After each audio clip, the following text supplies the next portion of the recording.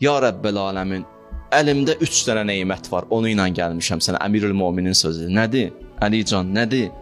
İlahi, duadan başqa bir şeyim yoxdur. Əli deyir ha bunu. O kəs ki, Xəndəkdə qılıncı vurdu, İslamla küfür üzbəüz dayanmışdı.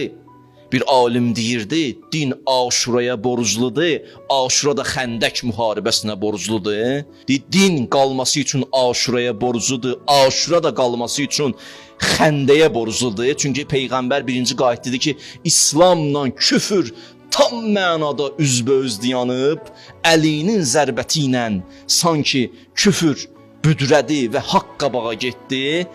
Bu şəxs deyir ki, duadan başqa bir şeyim yoxdur. Bu bir. 2. İrhəm mən rəsə malihi ər-rəca.